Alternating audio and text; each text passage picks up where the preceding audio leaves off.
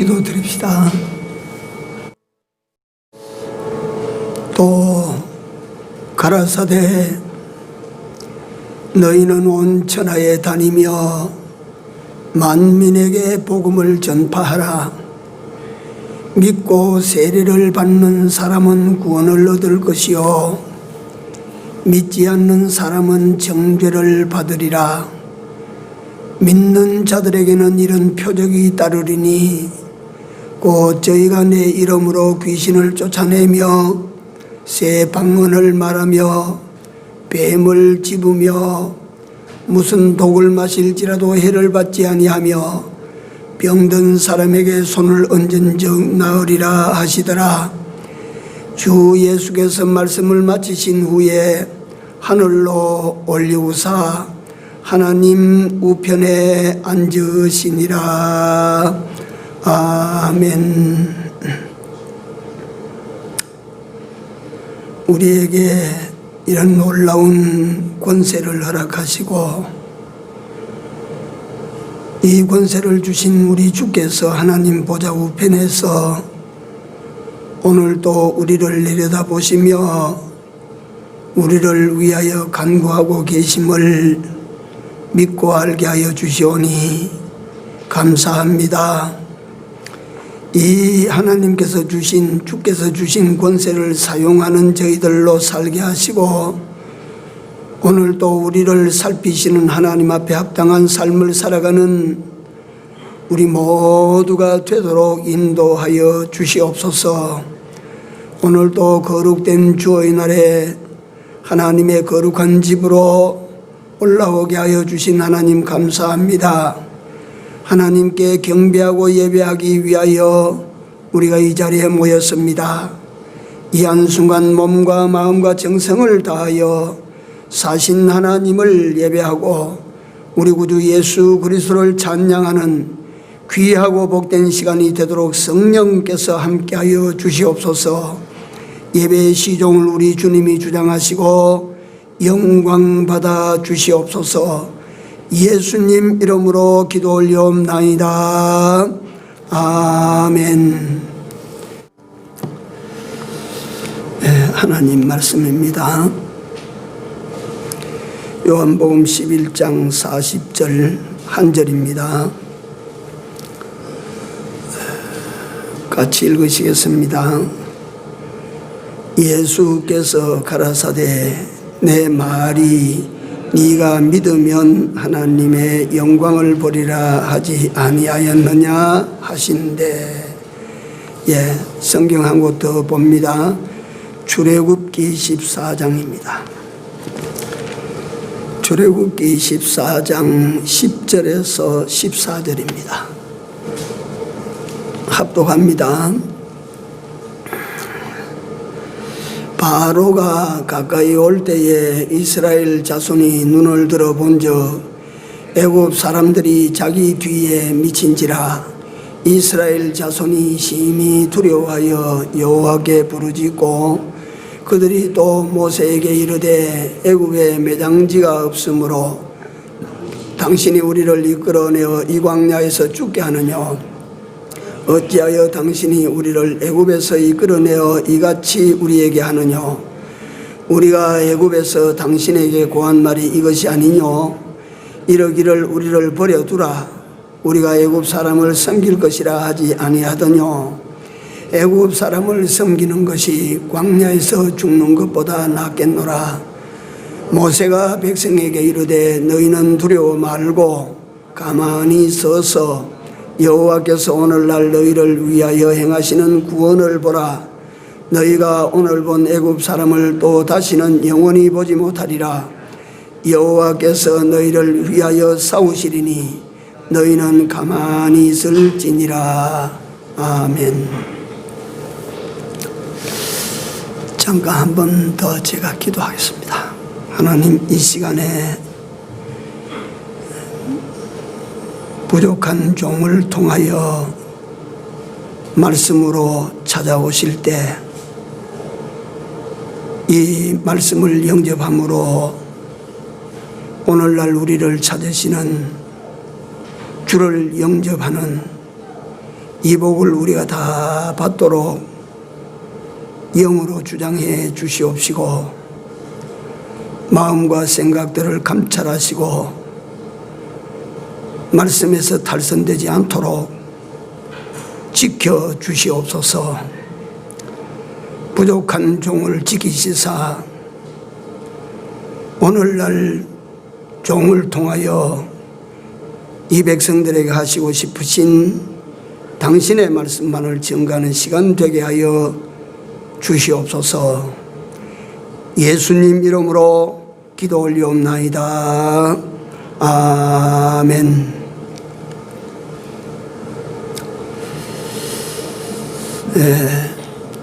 참고로 며칠 전 제가 기독교 서점에 가서 책을 좀 찾아보다가 조그마한 소책자에 기독교의 현실이라 그런 기독교를 일종의 고발하는 형식의 책자를 제가 봤습니다.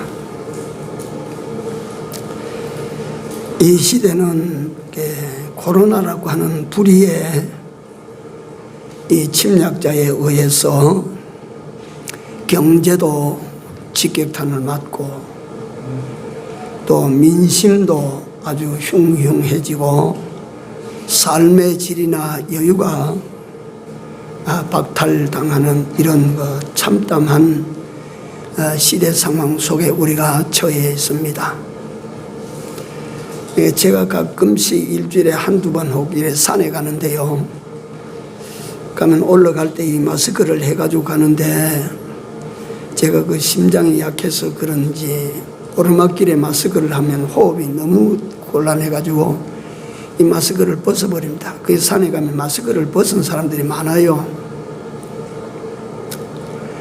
마스크를 벗고 이래 가다 보면 내려오는 사람을 만나든지 올라가는 사람을 만날 때 남자분들은 좀 덜한데 특히 여자분들은 마스크를 벗고 이래 오면 마치 전염병자처럼 막 입으로 이래가지고 옆으로 지나가거든요.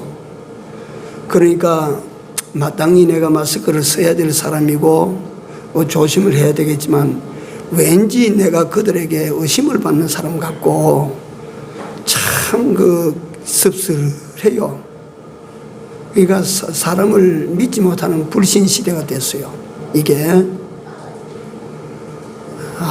참 그럴 때마다 제가 이거 내가 죄송한 마음도 들지만 좀 믿어주시오라고 하고 싶은 속마음이에요. 그러니까 기업의 사기도 저하되고 여러 가지 지금 어렵지 않습니까? 그런데 이 중에 가장 문제가 되는 그 소책자의 고발 내용 중에 한국의 개신교회 현황이라고 해서 나왔는데요. 제가 그대로입니다. 그걸 그 자리에서 내가 적어왔어요. 1,200만 명을 자랑하던 벌써 이 숫자의 자랑이 1900년대에 이 숫자를 자랑했던 대한민국 개신교회다. 그런데 2015년도에 인구조사 겸 주택 설문조사를 했을 때 이 설문지에 종교난이 있어가지고 종교를 썼는데 그때 교인의 수가 967만 명. 그러니까 많이 떨어졌죠. 1,200만에서 1,000명 이하로 뚝 떨어졌습니다.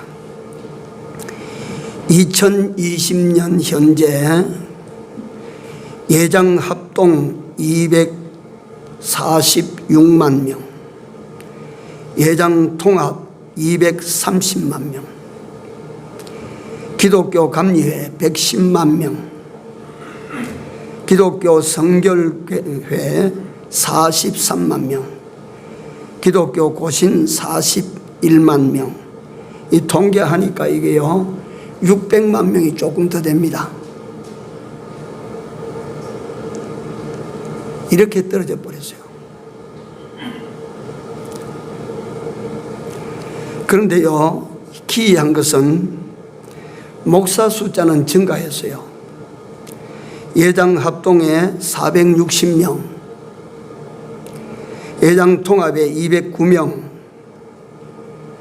기독교 감리교단에는 21명이 줄었고, 또 성결교회는 235명이 늘었고, 예당 고신에는 26명 늘었고, 그래서 목사가 증가한 숫자는 약 950명. 이게 뭔가 좀 잘못되어 가는 것 같지 않습니까?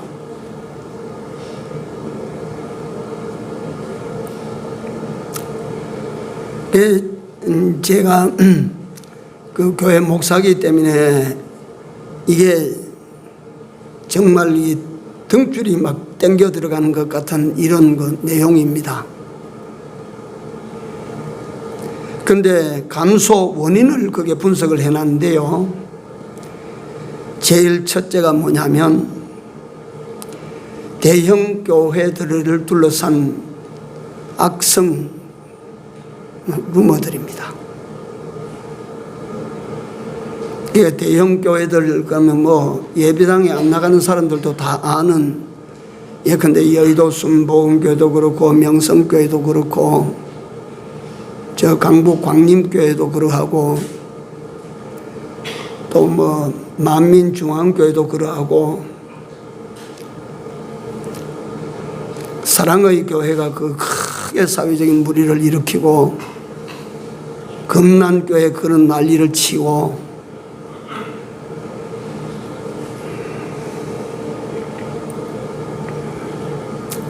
이런 대형 교회들이 전혀 사회에 물의를 일으켜서 교회의 명예에 이름을 실추시킨 거예요. 떨어지게 만든 거예요. 그런데 그 교회에 나타난 비리가 뭐냐면 첫째가 보니까 목회자의 탐욕이라, 탐욕. 교회 목사들이 그렇게 탐욕을 가지고 있는데 무슨 갖다가 그 교회 가서 우리가 하나님을 믿고 목사를 따라가지고 하나님을 믿는 믿음 생활을 할 수 있단 말인가, 이거예요. 그 다음에 두 번째가 재정 문제. 그 교회 재정, 이게 큰 교회는 지출도 사실은 많겠지만은 그 수입이 얼마나 되는지 그게 정확하게 나타나지 않거든요. 그러니까 그게 갖다가 수입이 얼마나 되는지를 갖다가 그 교회에 게시한 거는요, 믿을 사람 아무도 없답니다. 그 교회 회계가 거기에 대한 각종 교회 회계들에게 설문조사를 했는데 교회 통계, 수입 통계 믿지 마시오.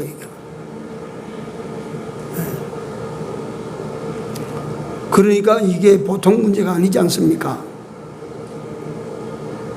제가 오늘 주일 거룩한 날에 다른 교회를 비방하는 듯한 말을 해서 내가 죄송한데요. 예컨대 명성교회 같은 경우에는 예산이 얼마가 돼가지고 그게 어디로 쓰는지 모릅니다. 한 사람도 아는 사람이 없어요. 그러니까 그 회계 보던 집사가 요번 명성교회 세습이에 반대를 해서 두 쪽이 갈라졌을 때 회계에 썼던 집사들 가운데 회계 집사로 그 수고하는 사람이 약 한 20명이 넘는데 2명 빠지고는 전부 다 반대쪽에서 가버렸어요. 잘못됐다 이건. 그 다음에 이런 비리들이 믿는 사람들로 하여금 회의를 가지고 떨어져 나가게 만들어버리고 그 다음에 떨어져 나가도록 만든 빌미가 이번 코로나라고 하는 이 사건으로 모이지 마라 하니까 에이 가뜩이나마 교회 나갈 마음도 별로 없는데 말이지 막 그만 전부 막 멈춰버린 거예요. 그러니까 막 뚝 떨어져서 600명대로 막 뚝 떨어져 버렸어요. 600만 명대로 막 떨어졌대요. 그 다음에 또 한 가지가 뭐냐면 설문조사에 나타났는데 교인들에게 뭐 볼 것이 없다 이거예요. 교인들이라고 해서 우리하고 뭐가 좀 다른 것이 없더라 그 말이에요. 그게 일반적으로 성도를 보는 시각이에요. 네. 보통 이게 문제가 아닙니다. 이게. 네. 이건 이제 불신 세계에서 보는 시각들이고 교회에 처음 들어간 사람들이 보는 시각들입니다. 교인들로부터 상처를 너무 많이 받는 거예요. 가서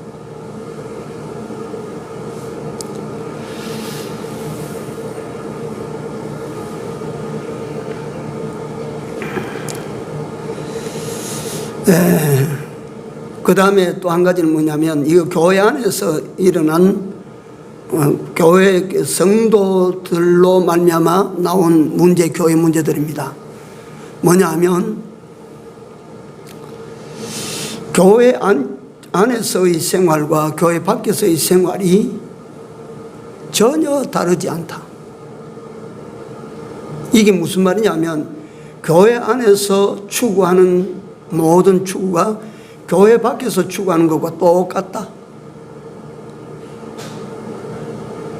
제가 항상 이걸 걱정을 하고 설교 시간도 말씀을 드렸습니다. 나 근거 없이 말씀드리는 게 아니고 과거 배경희 목사님께서 벌써 그 당시에 지금부터 30년, 40년 전에 교회가 자꾸 세상을 닮아가려고 한다. 그래서 세상에 있는 것들을 자꾸 거룩한 교회 안으로 끌어들인다. 그래서 사람들이 들어 앉아서 보고 뭐 세상이나 교회나 똑같네? 이래 되면 교회 망한다. 저는 그 말을 목회자가 되고 난 다음에 잊을 수가 없어요. 근데 그 믿는 사람들에게 설문조사를 했더니 믿는 사람들이 교회 나가면서 그런 말을 하는 거예요. 목사님 설교도 교회 행정도 그 다음에 뭐 그 가서 그 추구하는 것도 전부 뭐 세상 복받는 거 세상 잘 되는 거 이걸 가지고 전부 하니까 세상이나 교회나 하나도 다르지 않더라.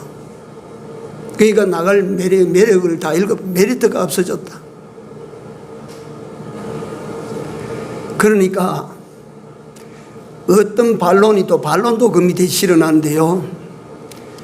이 한국 교회 침체의 원인이 보수교단 때문이다. 보수교단 때문에 전혀 다른 종교들과 타협이 안 되고 그러니까 안 믿는 사람들의 수가 줄어들어간다. 이런 또 반론을 펴요. 그 사람은 어떤 사람이냐 하면 천주교와도 교류하고 불교와도 교류하고 이슬람권과도 교류를 하고 그 사실을 갖다 가지고 반론을 제기한 사람의 글도 실어놨어요. 공평하게 그 책에. 그분의 이력을 보니까 최근의 일인데 교황청에서 이번 교황이 동성애자도 하나님의 아들이다. 우리는 따뜻하게 대해야 된다. 동성애도 합법화 시켜주라. 교황이 그런 주장을 했어요. 천주교가 그런 거예요 지금. 동성애 그게 소도미스트라고 해서 창세기에 보면 동성적 음란입니다. 천사들이 들어가니까 소돔성에 있는 불량자들이 와서 그 남자 끌어내라 이게. 아, 내 딸이 있으니까 딸대로 가라 이러니까 아니다 우리 그 남자 끌어내라. 그 남자와 상관하리라. 개성이 온통 이 동성애로 뒤덮일 때 하나님께서 진노해서 그 성을 갖다가 형체도 없이 갖다가 바싹 태워버렸는데 동성애를 갖다 합법적으로 받아들이고 합법화시키라 이거. 그 무슨 갖다가 이런 게 이걸 이 교황의 말을 동의하는 사람의 글이 어떠냐면 교회가 너무 보수적으로 가기 때문에 교인들이 줄어들어간다 이거예요. 일견 그런 것도 없는 게 아닙니다. 너무 보수적으로 진리만 이렇게 주장하다가 보니까 요즘 자유분방한 사람들이 교회 와서 이런 예배를 드리고 앉았으려고 하니까 따분하겠죠.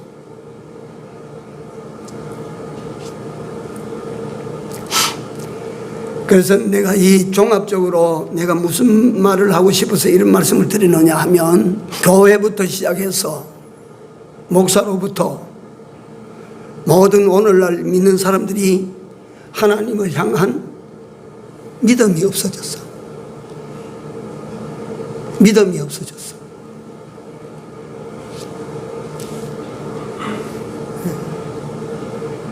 이게 큰 문제가 아니에요. 성경 66권은 하나님을 나타내는 책, 말씀으로 된 책입니다.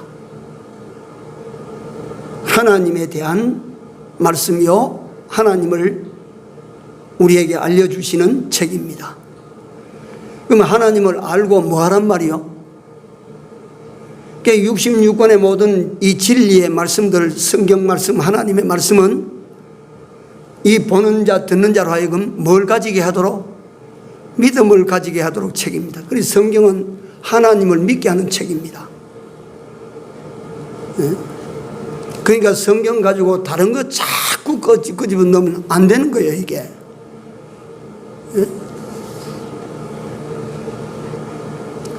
성경을 가지고 자꾸 이걸 가지고 뭐 이것도 해야 되고 저것 인간적인 이일저일, 그러니까 그 교회의 그 인구 숫자가 줄어들어가는 거기에도 또 한 가지가 있는데 그게 뭐냐면 헌금 강요, 또 과도한 헌신 요구, 이게 교인들로 하여금 교회 나가기 싫도록 만든대.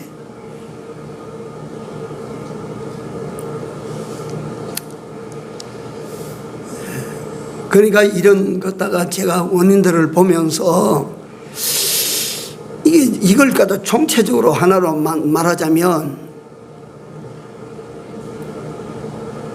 믿음이 없어져요. 믿음이.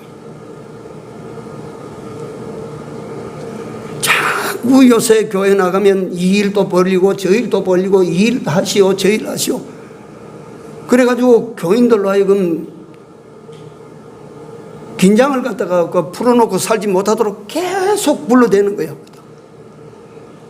2단일수록 더해. 2단일수록 2단에 속하면요 쉴 날 없어져요. 내가 과거에 어떠냐면 개정렬이라고 하는 2단에 속한 줄을 모르고 내가 들어가서 거기서 살아봤어요. 얼마나 경건하게 얼마나 진짜로 잘 사는지 모릅니다. 그게 2단이 뭔지를 몰랐을 때입니다.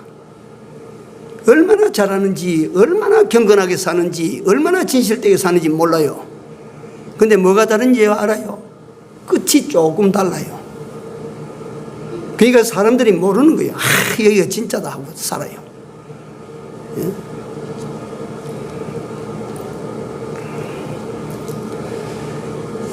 이만희를 변론하는 사람들의 변론도, 나 그러니까 그런 책 다 갖다 읽어요. 이만희를 변론을 해요. 다 합법적으로 보는 거예요.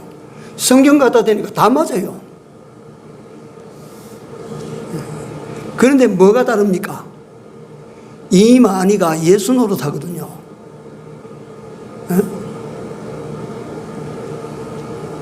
마지막 선지자 노릇하고 있거든요, 그게. 그러니까 이단이라고 하는 것은 그냥 가다가 이단 되는 게 아닙니다. 진짜 잘 믿어보려고 힘쓰던 사람이 이단 넘어갑니다. 이단이 그냥 뭐 왔다 갔다 하다가 뭐 이단 되고 뭐 교단 창설, 그게 아니에요. 그래서 제가 이런 시대적인 상황과 이 시대가 오늘 믿는 여러분들과 나에게 주는 하나님의 이 시대를 통한 메시지가 무엇인가, 이걸 내 나름대로 부족하지만 이걸 찾아서 돌아가야 된다. 우리가 하나님의 요구하시는 지점을 찾아서 우리가 돌아가지 않으면 안 된다. 그래서 우리가 매일 듣는 진부한 소리지만은 믿음이, 내 결론은 믿음밖에 없어요. 진짜 이 하나님을 믿는 믿음으로 돌아가지 않으면 안 된다. 그래서 요한복음 11장 40절에 네가 믿으면 뭐하리라? 하나님의 영광을 보리라. 그 말이 무슨 말입니까? 네가 믿으면 하나님을 보게 되고, 하나님이 하시는 일을 통해서 우리 하나님 일하구나 하는 것을 네가 믿으면 발견하게 된다.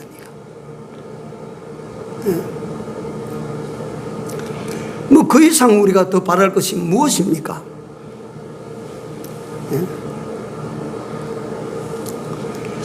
그러니까 이 한국 기독교 교인의 숫자가 감소하는 원인 가운데 하나가 제가 조금 전에 말씀드린 것처럼요, 교회에 가니까 세상 축복 이것만 늘어났다 이게.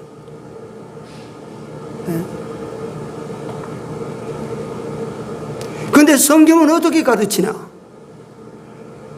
마태복음 6장에 있는 너희는 오직 그의 나라와 그의 의를 구하라. 그리하면 이 모든 건 내가 알아서 다 먹고 마시고 입고 쓸 수 있도록 다 그걸 알아서 내가 주리라, 더하여 주리라 했는데, 우리 믿음이 어디에 있어야 돼요?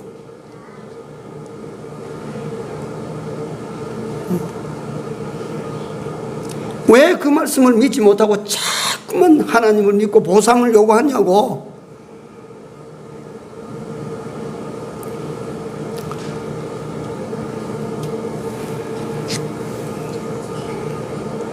그러니까 우리 자신들이 하나님의 실력, 하나님의 자질을 자꾸 축소시켜놔요. 전능하신 하나님을.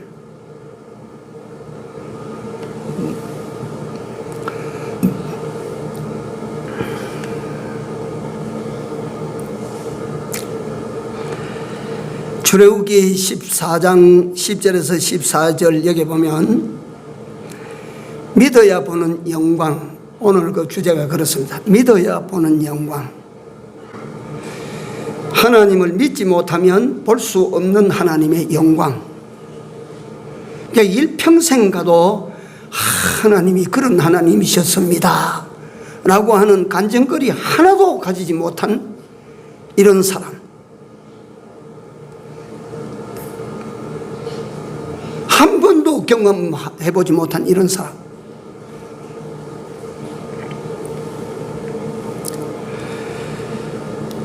이 출애굽기 14장에는 기이한 기록의 성경입니다. 우리가 너무나도 잘 알지만 제가 다시 한번 설명을 드립니다. 하나님은 과연 어떤 하나님이신가? 먼저 우리가 하나님에 대한, 하나님 당신은 누구십니까?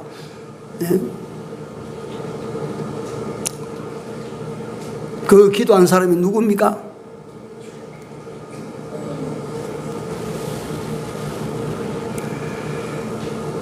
선생님이 기도한 데 가서 들어보니까 밤새도록 하나님 당신은 누구십니까? 나는 누굽니까? 하나님 누구십니까?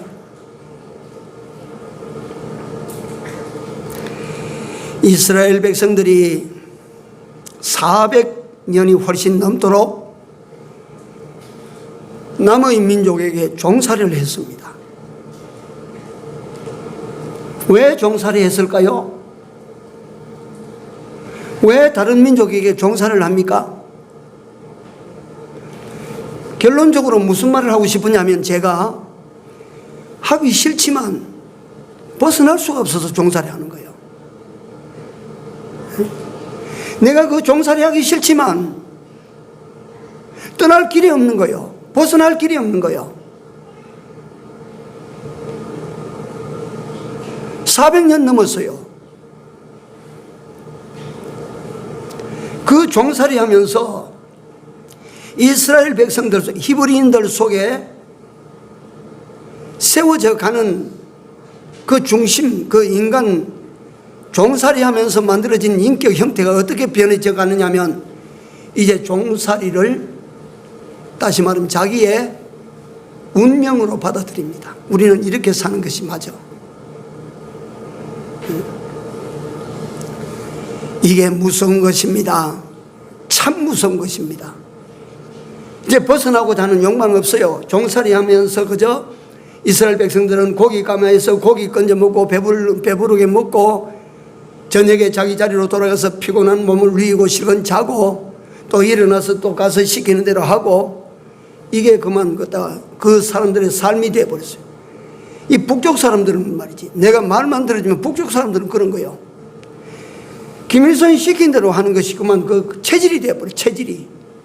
그래서 이게 무슨 자유가 박탈당한 것인지, 이게 뭐 노예처럼 사는 것인지, 이게 뭐 어떻게 되는 것인지, 이게 막 인격 말살할 때는 몰라요. 전혀 몰라.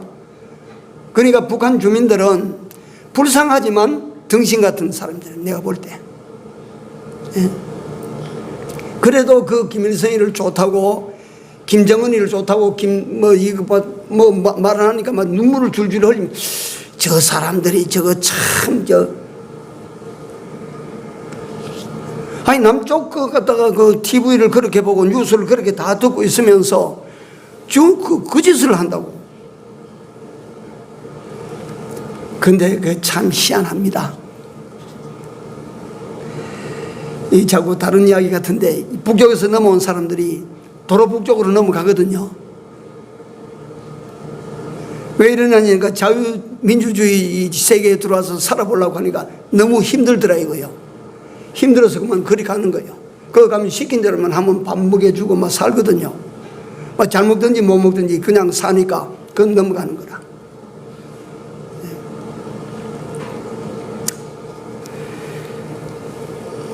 이스라엘 백성들이 그 애굽에서 해방과 자유의 몸이 됐습니다. 이거는 자기네들이 해방운동하고 또 자유를 달라고 말이지 부르짖고 외치고 운동해서 얻은 것이 아니고 순전히 하나님의 은혜, 하나님의 능력으로 그들은 해방을 받았습니다. 9번까지 재앙을 내리고 10번째는 치명적으로 바로가 손 놓지 않으면 안 되도록 장자 재앙을 딱 때려서 그만 이스라엘 백성들이 바로가 이제 입으로 선언을 합니다. 나가거라. 그러니까 애굽 전역에 흩어졌던 그 히브리인들이 전부 람세스에 거기 다 모여놓고 보니까 200만 명이 넘어. 이 200만 명이 거기서 이제 움직이기 시작합니다. 여러분들 이게 인류 역사 속에 200만 명이 한꺼번에 40년 동안을 갖다 방황하면서 자기의 옛날 땅을 찾아가는 이런 역사는 여기밖에 없어요. 출애굽기밖에 없습니다. 어느 민족의 역사에도 어느 민족에도 이런 건 없어요. 네.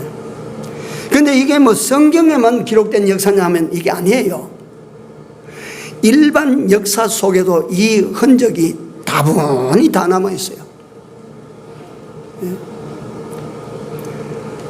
그 헤로도투스의 역사 그 속에 보면 기원전 1900년대부터 1500년대 사이에 한 민족이 애굽 땅에서 떠나가지고 200만 명 이상 수를 알 수 없는 사람들이 떠나서 광야를 거쳐서 자기 고향 땅으로 돌아갔다 하는 이야기가 거기에 기록이 되어 있어요. 실제 역사 속에서.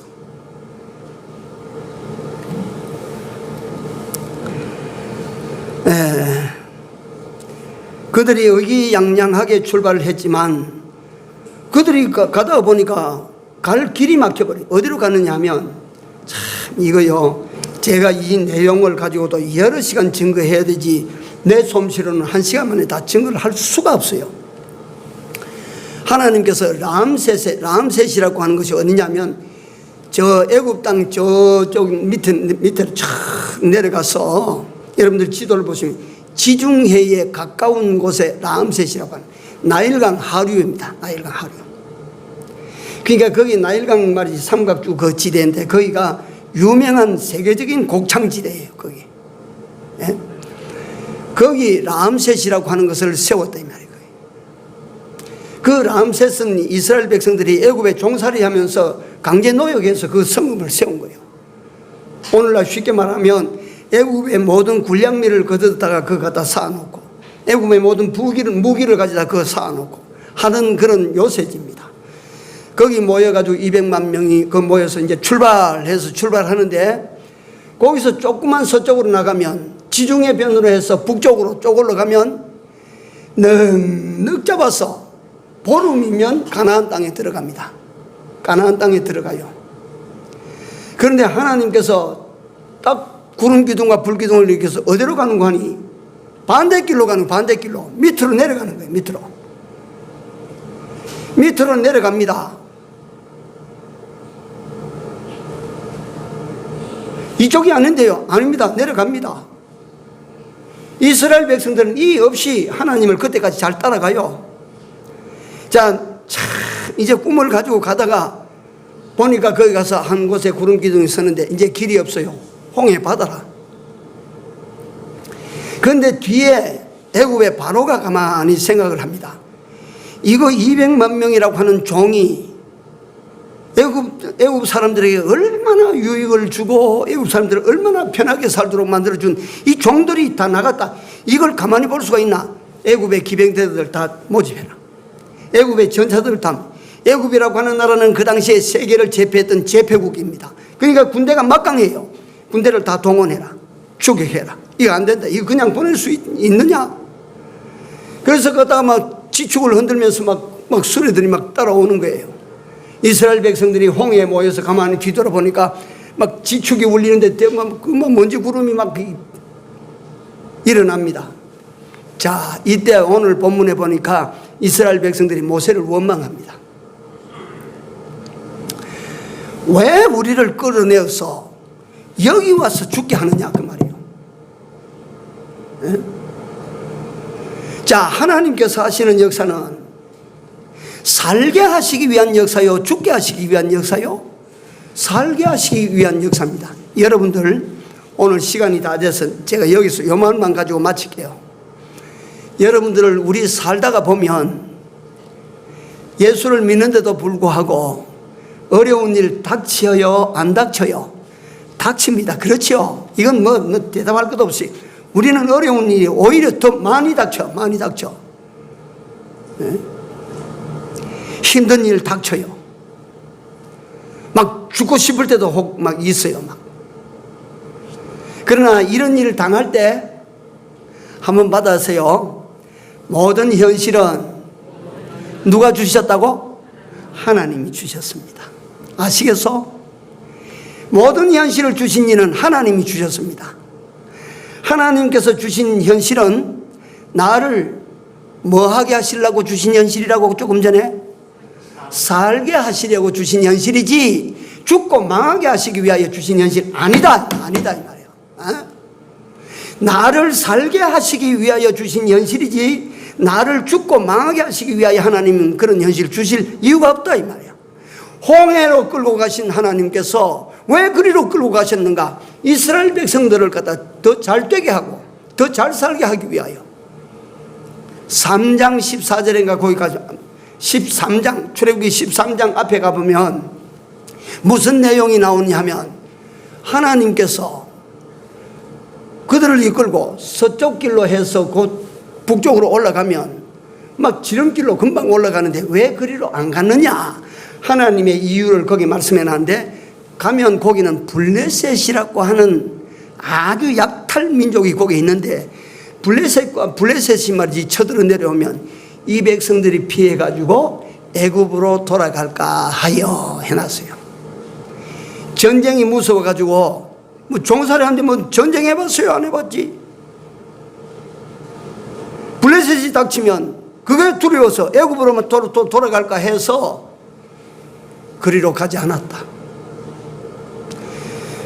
오늘 본문에 보니까 하나님께서 왜 그리로 끌고 왔느냐 뒤에 설명이 나오는데 뒤에 저 성경 뒤에 가면 이스라엘 백성들이 가면 애굽이 틀림없이 동원된다. 군대가 동원된다. 홍해 바다를 열어서 이스라엘 백성들을 건네고 홍해 바다의 추격군을 몰살시켜 이스라엘 백성들이 떠나는 길을 다시는 뒤돌아볼 일이 없도록 하나님께서 이스라엘 백성들을 위하여 애국 병사들을 보내고 홍해로 건너게 만들었는데 왜 원망하니? 결론입니다. 받아시기 바랍니다. 하나님을 믿자. 하나님을 믿어야 됩니다. 누구를 믿을 것이요? 뭘 믿을 것인데? 하나님을 믿어야 돼요. 하나님을. 하나님이 주신 모든 현실은 나를 갖다 유익되게 만들고 복되게 만들고 살게 만드시고자 하나님께서 이런 현실도 갖다 주시고 저런 현실도 갖다 주시는 것이지, 이런 하나님으로 우리가 믿어야 되지. 그 하나님이 하시는 일에 원망하고 불평하고 잔소리하면 안 된다 이 말이에요.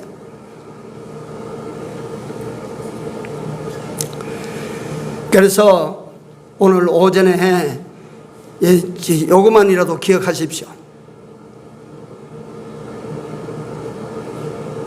모든 현실은 하나님이 주신 거야. 하나님이 주신 모든 것은 어떠하매? 선하매. 어떻게 받으라 그랬어요?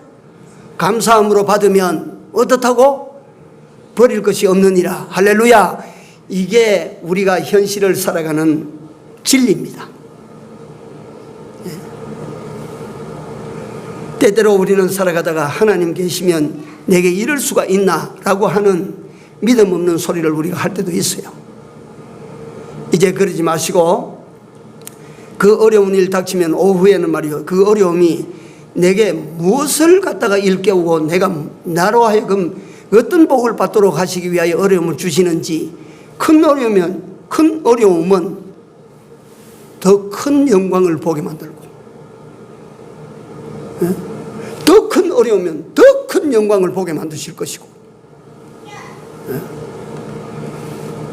하나님을 우리에게 나타내어 보이시고 하나님이 어떤 하나님이심을 우리에게 믿도록 하시기 위하여, 또 우리로 하여금 이런 현실들을 통하여 남은 때를 더 복되게 살도록 하시기 위하여, 영원히 더 잘 살도록 하시기 위하여 하나님께서 주신 현실입니다.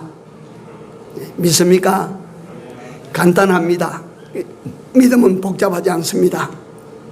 모든 성경은 그러니까 하나님을 믿으라고 하는데 초점이 맞춰져 있습니다. 믿는 사람들이 됩시다. 하나님을 믿읍시다. 기도합시다. 믿음이 없이는 기쁘시게 못하나니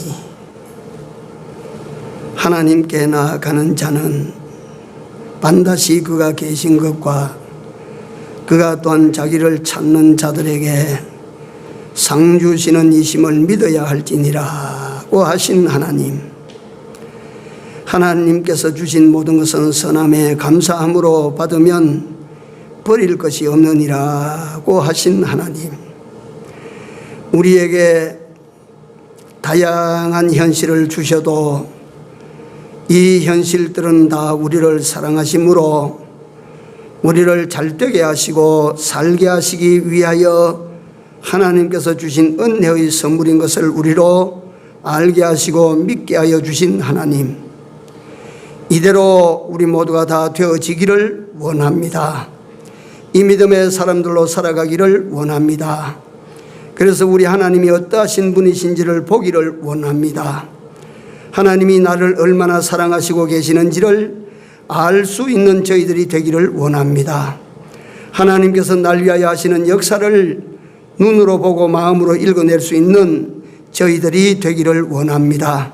어떤 현실을 만나도 믿음에서 믿음으로 나아가는 우리 중인교회 모든 성도들이 다 되게 하여 주시옵소서. 예수님 이름으로 기도 올리옵나이다. 아멘.